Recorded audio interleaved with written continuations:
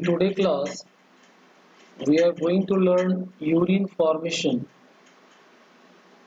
means how kidney function and it forms urine. Physiology of kidney we are going to discuss in this class, right?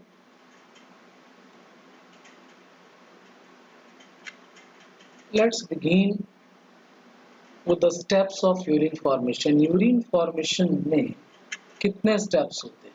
3 steps of urine formation are there. पहला जो होगा glomerular filtration, second जो होता है reabsorption का काम, and third one is the tubular secretion. तो urine formation कितने स्टेप में होगा? 3 स्टेप्स में. पहला स्टेप ग्लोमेरुलर फिल्ट्रेशन का, second step is reabsorption and the third stage is tubular secretion, right? Now see glomerular filtration में क्या होगा? What happen during glomerular filtration? Glomerular filtration means होता ये है, you see this is the glomerular capsule, this is ये glomerulus है, this is the Bowman's capsule. आपको पढ़ाया जा चुका है, पिछला वीडियो देखिए उसमें है, ये Bowman's capsule है ये, ठीक है.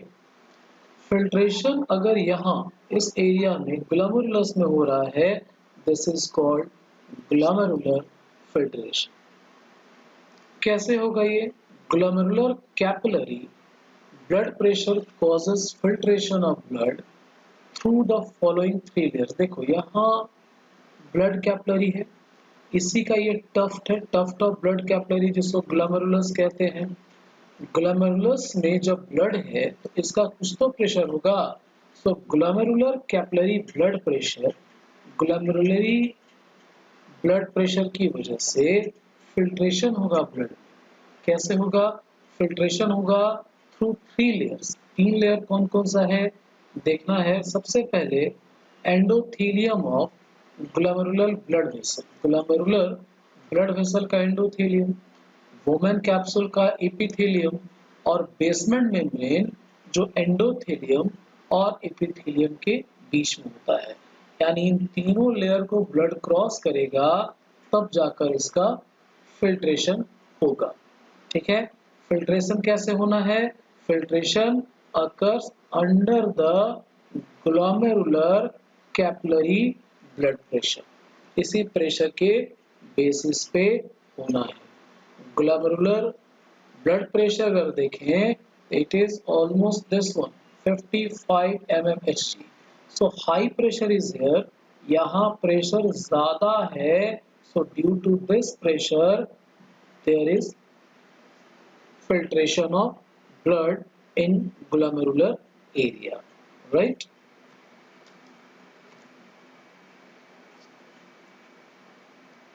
Now you can see this diagram. ये डायग्राम देखो, यहाँ आपको दिख रहा है blood is coming through the afferent arteriole. ये ब्लड आ रहा है यहाँ से, एफरेंट आर्टेरियोल लेके आएगा, and this is having protein and different things. This is the tuft of blood capillary that is called glomerulus. Filtration यही होना है, इसी जगह पे फिल्ट्रेशन होना है अंडर द प्रेशर. फिल्ट्रेशन होने के बाद क्या होगा? Blood after filtration leave through this efferent arteriole. तो यहाँ फिल्टर क्या होगा? Almost all constituent of blood plasma except the protein pass on to the lumen of Bowman capsule. This is Bowman capsule. You can see this Bowman capsule. अब जो spaces दिखाई दे रहे हैं, this is lumen. तो यहाँ protein को छोड़ करके बाकी तमाम चीजें, देखिए लिखता ना है blood plasma except the protein pass on to the lumen of Bowman capsule. तो यहाँ प्रोटीन को छोड़ करके लगभग सारी चीजें इस ल्यूमेन में इकट्ठा होगा.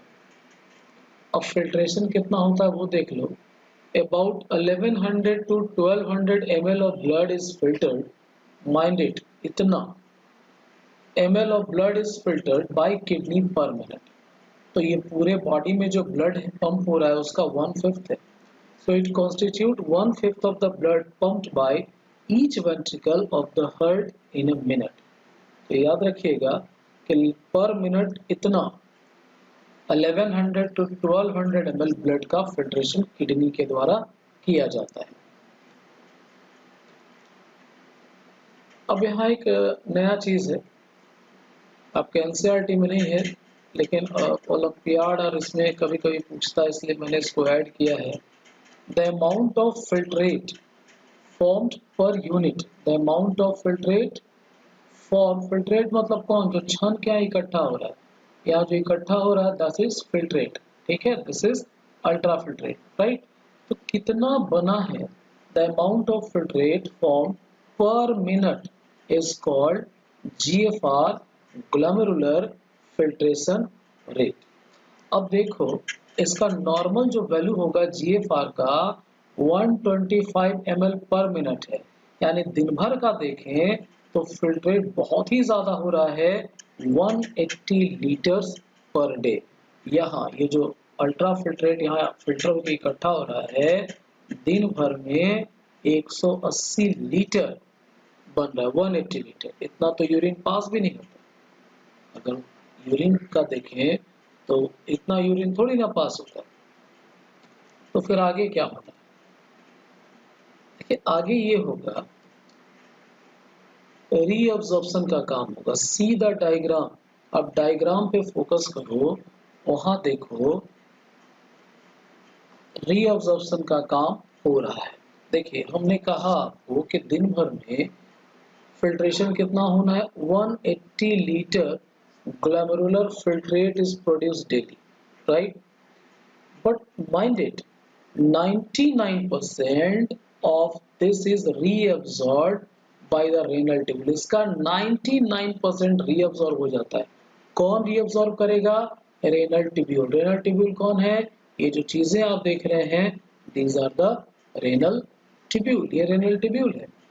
सो एब्जॉर्प्शन इतना ज्यादा रीअब्जॉर्प्शन होने के बाद जो नॉर्मल वैल्यू यूरिन का बचेगा दैट इज 1.5 लीटर. और वो भी वेरी करता है कि आप पानी कितना पीते हो. पानी कम पियोगे तो 1.5 लीटर भी नहीं जाएगा, है ना. So normal value of urine is release is 1.5 litre, क्योंकि out of 180 litre maximum reabsorb हो जाएगा. See the diagram. यहाँ देखो आप इस चीज को आप पहचान रहे होगे, this is the women capsule.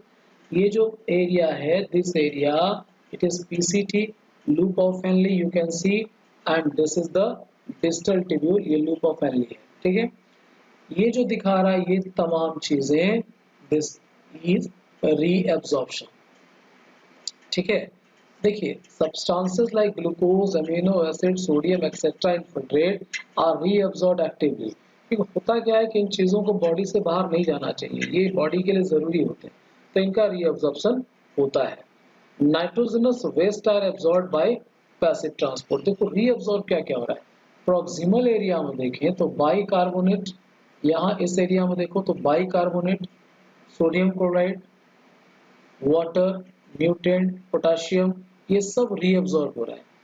अगर डीसीटी में देखें sodium chloride, water, bicarbonate reabsorb हो रहा है. डिसेंडिंग लिम्ब ऑफ फैनली में देखें वाटर रीअब्सॉर्ब हो रहा है. इस असेंडिंग लिम्ब में देखें सोडियम क्लोराइड रीअब्सॉर्ब हो रहा है. कलेक्टिंग डक्ट में भी सोडियम क्लोराइड रीअब्सॉर्ब हो रहा है. थोड़ा यूरिया भी रीअब्सॉर्ब होगा ताकि ऑस्मोलिटी बना रहे. वाटर भी रीअब्सॉर्ब होगा. So most of the things get reabsorb. ठीक है, अब आगे देखिए. Passive reabsorption of water occurs in initial segment of the nephron. Initial segment मतलब शुरुआत में देखिए जो PCT है, यहाँ आप देख रहे हो proximal tubule, this is PCT, proximal convoluted tubule. तो ज्यादातर absorption यही हो जाना है. Most of the nutrients and 70 to 80% of electrolytes and water get reabsorbed in this area. इस एरिया में 70 to 80% रीअब्जॉर्प्शन हो जाना है. 70 to 80%.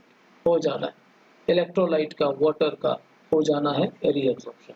देखिए रीअब्जॉर्प्शन कितना होना है, फिल्ट्रेट का 99% रीअब्जॉर्ब होना है। तो रीअब्जॉर्प्शन की शुरुआत पीसीटी से ही है, पीसीटी रीअब्जॉर्ब कर रहा है, उसके बाद आगे loop of Henley, distal tubule, collecting duct, reabsorption हो रहा है। अब लूप ऑफ हेनली में देखो यहाँ भी रीअब्जॉर्प्शन होगा, but the minimum in loop of Henle minimum reabsorption takes place. ध्यान देना है, लूप ऑफ हेनली में भी रीअब्जॉर्प्शन होगा लेकिन कम ही होता है। It maintains the high osmolality of the medullary interstitial fluid, ताकि देखिए अगर आप किडनी देखोगे, किडनी में बताया था ये कॉर्टेक्स है, ठीक है, और फिर रेस्ट वाला पार्ट मेडुला, मेडुला का ये आउटर मेडुला, और उसके डीप में जाएगा तो इनर मेडुला। आउटर मेडुला में देखोगे तो descending limb of loop of Henley मिलता है, यहाँ वाटर का रीअब्जॉर्प्शन हो रहा है, सोडियम क्लोराइड का हो रहा है। Descending limb is permeable to water, यहाँ देखिए डिसेंडिंग लिम्ब है, this is permeable to water, है ना, but it is impermeable for electrolytes, electrolytes के लिए इम्परमेबल होता है, ठीक है।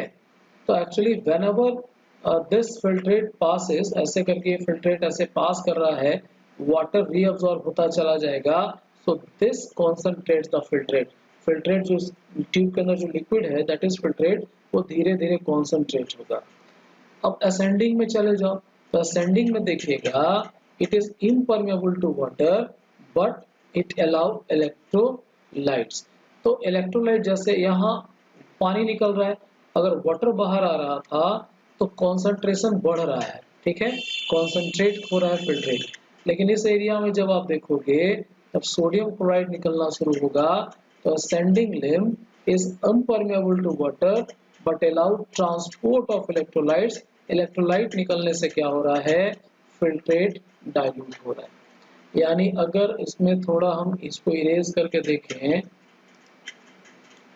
अगर इरेज करें इसको, पूरा इंक हटा देता हूँ, देखो when filtrate, see this, when filtrate passing through the descending limb, concentration of filtrate increase,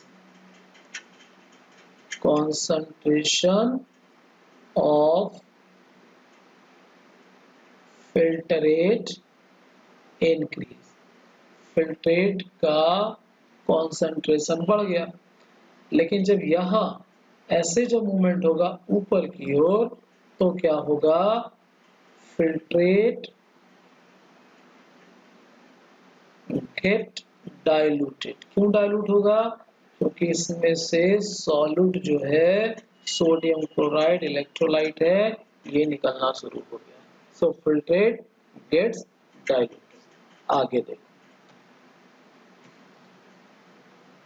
reabsorption में, अब डीसीटी में देखिए, डीसीटी में क्या है, कंडीशनल रीअब्जॉर्प्शन होगा सोडियम आयन का और वाटर का, ठीक है, कंडीशनल, इफ नीडेड देन अगर, ठीक है। This is the collecting duct, collecting duct extends from cortex to inner part of the medulla. देखो कॉर्टेक्स से ये शुरू हो रहा है, ये कलेक्टिंग डक्ट है ना, तो यहाँ से शुरू हो रहा है और यहाँ अंदर तक जा रहा है, ठीक है। तो ये क्या करेगा, it absorb large amount of water, it absorb large amount of water to concentrate urine.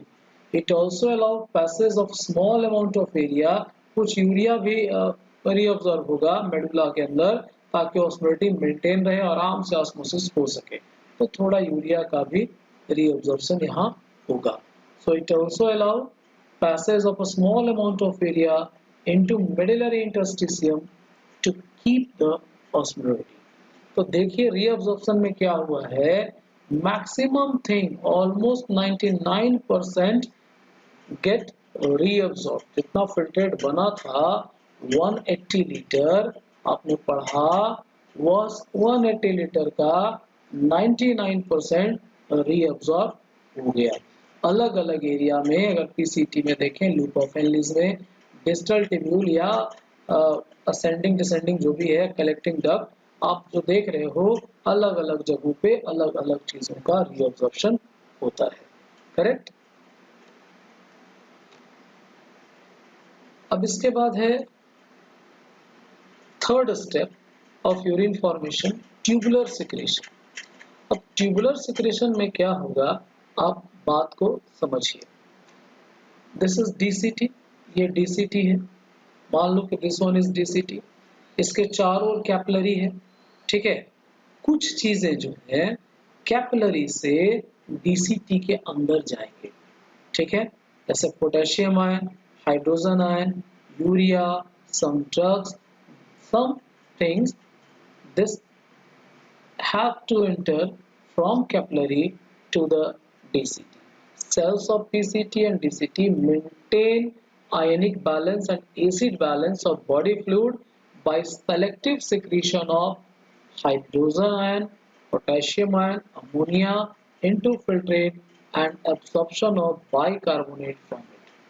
Collecting duct maintain pH and ionic balance of blood by the secretion of this one. तो यहाँ से इन चीजों का secretion हो रहा है और ionic balance maintain होगा, right?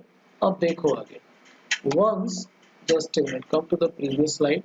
Once the tubular secretion completes, यानी कुछ दवाइयाँ हैं, ड्रग्स हैं, यूरिया है, पोटेशियम आयन, हाइड्रोजन आयन जैसी चीजें इकट्ठा हो गई, now the filtrate in this one called urine, ये यूरिन है जो जाके यूरिन की ब्लैडर में इकट्ठा होगा थ्रू द यूरेटर, वहां से बॉडी से बाहर डिस्चार्ज किया जाता है, राइट। तो these are the 3 steps in urine formation, right. अब कुछ डिसऑर्डर की बात करेंगे, आपके एनसीईआरटी में डिसऑर्डर्स है एक्सक्रीटरी सिस्टम के, उसमें आता है हेमोडायलिसिस। मान लो suppose in patient with uraemia, uraemia का मतलब है जिसमें यूरिया का मात्रा बढ़ गया हो, किडनी अगर खराब हो गया, यूरिया फिल्टर नहीं हो रहा, तो पेशेंट के ब्लड में यूरिया का मात्रा बढ़ जाता है, that condition is uremia. So in patient with uremia, urea is removed by hemodialysis, hemodialysis से यूरिया रिमूव किया जाएगा। कैसे करेंगे, एक मशीन है ये, see this is the machine, इसको डायलाइजिंग यूनिट या आर्टिफिशियल किडनी या आप हेमोडायलिसिस मशीन भी कह सकते हैं, ठीक है। अब इस मशीन में क्या देखेंगे कि इसके अंदर सेलोफेन ट्यूब्स होते हैं, चारों ओर डायलाइजिंग फ्लूइड होगा, ठीक है, सो दैट बहुत आराम से फिल्ट्रेशन हो सके। हम लोग देखेंगे इसके अगले वाले स्लाइड में वो सेलोफेन ट्यूब बना हुआ, ये तो बाहर से दिख रहा है ना, वो दिख रहा है। यहाँ प्रोसेस देखिए क्या किया जा रहा है, बात को समझिए। यहाँ प्रोसेस क्या किया जा रहा है, ये मान लो वो व्यक्ति है जिसके शरीर में यूरिया का मात्रा बढ़ गया, तो इसमें कोई आर्टरी पंक्चर करके ब्लड को डायलिसिस मशीन तक ले जाएंगे। अब डायलिसिस मशीन में ये सेलोफेन ट्यूब्स होते हैं बहुत सारे, उसके अंदर ये ब्लड मूव करेगा, फिल्ट्रेशन होगा। आफ्टर फिल्ट्रेशन ब्लड जो है वापस उसके वेन में डाल दिया जाएगा। तो blood drained from A convenient artery is pumped into dialyzing unit after adding an anticoagulant like heparin। अब समझो, एंटीकोगुलेंट वो केमिकल होता है जो ब्लड को जमने ना दे। ह्यूमन ब्लड का नेचर है कि जैसे ही बाहर आएगा वो क्लॉट कर जाएगा, तो क्लॉट कर जाएगा तो फिर वो मशीन में कैसे जाएगा, तो आपको मिलाना क्या है, एंटीकोगुलेंट आपको मिलाना होता है। जैसे हेपरीन ले लिया, हेपरीन मिला दोगे तो फिर ये जमेगा नहीं तो लिक्विड फॉर्म में ब्लड इस मशीन में फ्लो करता रहेगा। अब उसमें बात क्या होगा कि when blood enter, see this diagram, यहाँ उसको देखोगे। अब देखो आर्टरी से ब्लड लिया, यहाँ देखिए आर्टरी से ब्लड लिया, ब्लड को पंप किया जा रहा है कहाँ, these are the cellophane tubes, यही सेलोफेन ट्यूब्स है, इसके अंदर ब्लड मूव कर रहा है। चारों ओर जो लिक्विड देख रहे हो ये डायलाइजिंग फ्लूइड कहलाता है, दिस इज डायलाइजिंग फ्लूइड।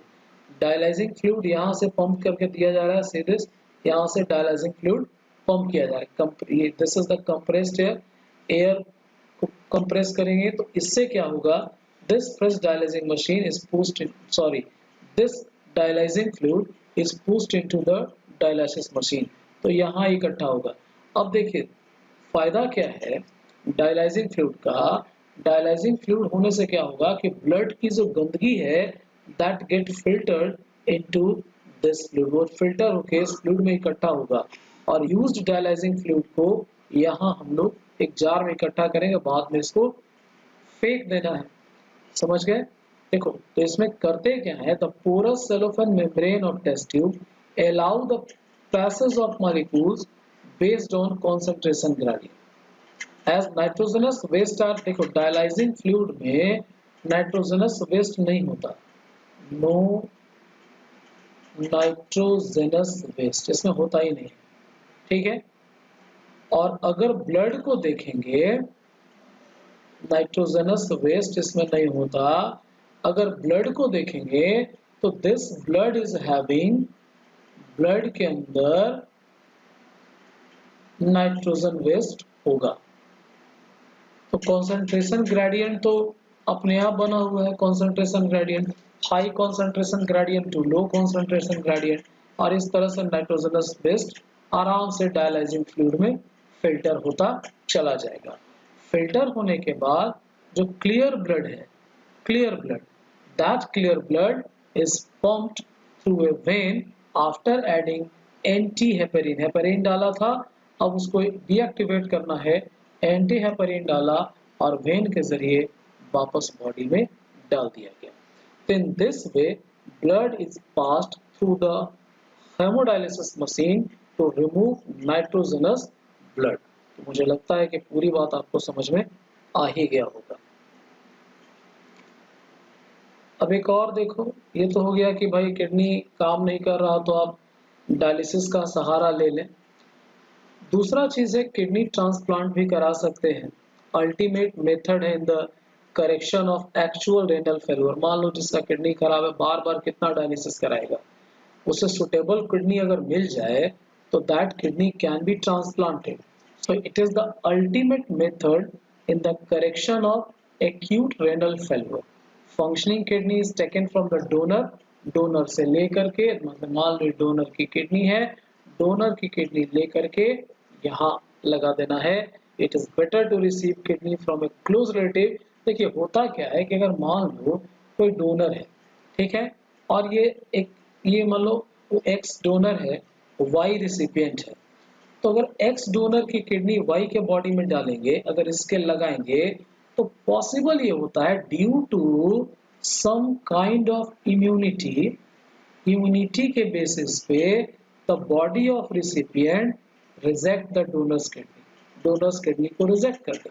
तो कहा जाता है कि भाई जो क्लोज रिलेटिव्स हैं, क्लोज रिलेटिव की किडनी अगर लगाया जाए, ठीक है, तो रिजेक्शन के चांसेस मिनिमम हो जाते हैं। So it is better to receive kidney from a close relative to minimum chances of rejection by the immune system of the host। ठीक है, तो ये किया जाता है। देखिए किडनी ट्रांसप्लांट करने के पहले बहुत सारी जांचें, बहुत सारा टेस्ट किया जाता है, और जिस टेस्ट के बेसिस पर डिसाइड ये होगा कि whether the donor's kidney is compatible with the recipient one, compatible है कि नहीं है, रिजेक्शन के चांसेस कितने हैं, सारा कुछ मैच हो जाएगा, then only there will be the transplantation, right? तो ये था किडनी ट्रांसप्लांटेशन। अब एक लास्ट में तुम लोग का रह गया है एक्सक्रीशन इन प्लांट्स। छोटा सा चीज है, प्लांट्स में एक्सक्रीशन कैसे होता है। देखिए प्लांट्स के अंदर न तो यूरिया बनेगा न यूरिक एसिड बनता है, कुछ नहीं बनता, ठीक है। तो एक्सक्रीशन किस चीज का होगा, तो दूसरे तरह के प्रोडक्ट्स से बनते हैं प्लांट्स के अंदर, जैसे अल्कलाइड्स बनेगा, टैनिन बनेगा, ये सब, और इसको बॉडी से बाहर जाना है। कुछ चीजें तो ऐसे ही तुमको स्क्रीन पे दिख रहा है, ऑक्सीजन फोटोसिंथेसिस से बनता है, तो that is excreted through the stomata during day time. Respiration से जो कार्बन डाइऑक्साइड बनता है that is excreted only at night. अब देखो ओनली एट नाइट क्यों, दिन में क्या होता है, कार्बन डाइऑक्साइड जो बनेगा this may utilize in photosynthesis, ये फोटोसिंथेसिस में यूटिलाइज हो जाता है। रात में फोटोसिंथेसिस नहीं होगा तो कार्बन डाइऑक्साइड जो है बाहर आएगा, इसलिए कहते हैं रात में पेड़ के नीचे नहीं सोना चाहिए, क्योंकि रात में पेड़ के नीचे कार्बन डाइऑक्साइड का कॉन्सेंट्रेशन बढ़ जाता है, ठीक है। अब कुछ दूसरे एक्सक्रीटरी प्रोडक्ट हैं, अगर मान लो पत्तियों में सेल्स के अंदर इकट्ठा कर रहा है, सेल्स के अंदर एक्सक्रीटरी प्रोडक्ट इकट्ठा कर रहा है, लीफ सेल में सपोज, ठीक है, तो बाद में क्या होगा कि लीफ, व्हेन लीव्स फॉल, जब ये पत्ता टूट के गिर गया तो ये सारे एक्सक्रीटरी वेस्ट प्रोडक्ट पौधे से निकल गए। तो एक्सक्रीशन है।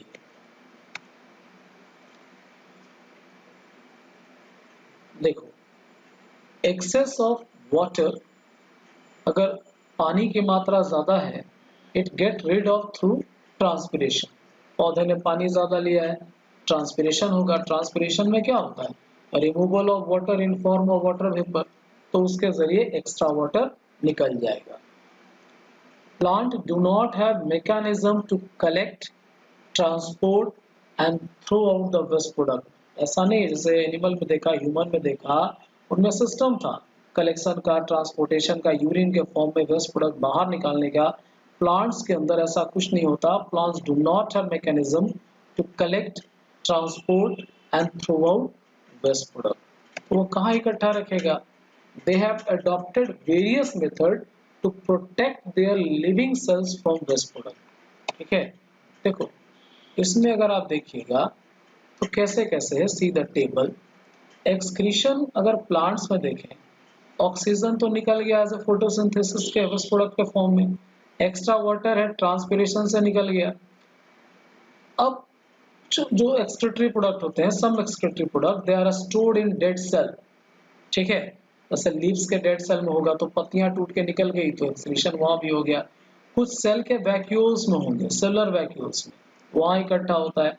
कुछ प्लांट जो है अपना एक्सक्रीटरी प्रोडक्ट मिट्टी में भी निकालता है। So waste product are stored in old leaves which soon fall off. जो कचड़ा है, वेस्ट प्रोडक्ट है, पुरानी पत्तियों में इकट्ठा है, पत्तियां टूट के निकली तो वेस्ट प्रोडक्ट भी शरीर से निकल गया। रेजिन, गम, टैनिन, ये ओल्ड जाइलम में है and become non functional, which become non functional, वहां इकट्ठा रहेगा। Some nitrogenous waste also get stored in bark which is peeled off periodically। देखिए, जो बड़े पेड़ हैं उसमें बार्क बनता है, छाल। इस बार्क के अंदर भी नाइट्रोजनस वेस्ट होते हैं। ये बार्क पौधे से समय समय पर निकलता रहता है।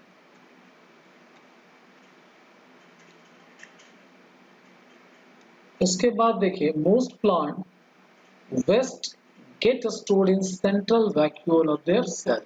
So most plant waste, ज्यादातर plant waste सेल के अंदर इकट्ठा होगा। Some waste substances are also excreted by the plant roots in soil, जो मैंने अभी बताया था कुछ मिट्टी में भी निकाले जाते हैं। So in this